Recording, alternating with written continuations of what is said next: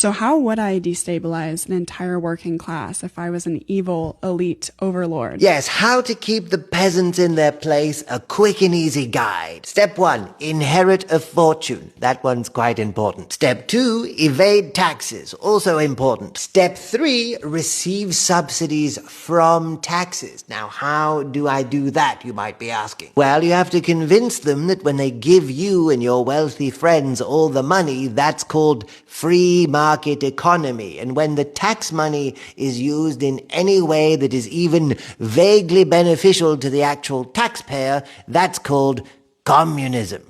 Well, how do I convince them of that? Well, that brings me quite nicely into step 4, own the media. We're talking newspapers, news channels, social media, television production, movies. Make it so that no matter where they look, you are telling them what to see. This one really is the cornerstone of what makes the other steps possible at all. In particular, it will open the door for step number 5, which is war! Glorious war! Wars, wars, and more wars. You produce the weapons, then you bribe politicians to use the weapons to destroy, destabilize, and pillage the developing world, which is step number 6. Steal from the poorest people alive. I mean, they're not technically really poor, they do actually have most of the resources, but you get the idea. After you've bribed your politicians to destroy and destabilize, you can bribe their politicians to sell you their shattered economy for pennies on the dollar. We're talking cheap resources, cheap labor. I mean, slavery. It's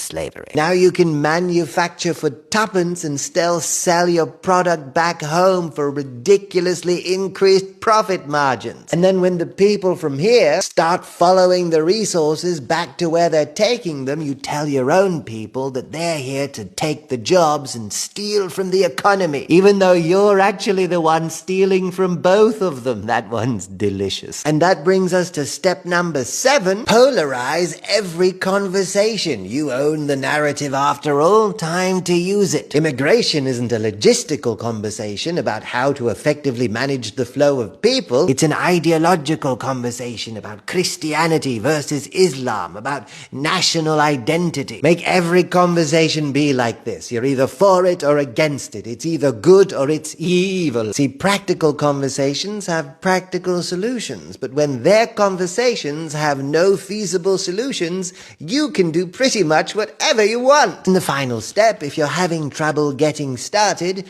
just get a small loan of $1 million from your daddy. Good luck.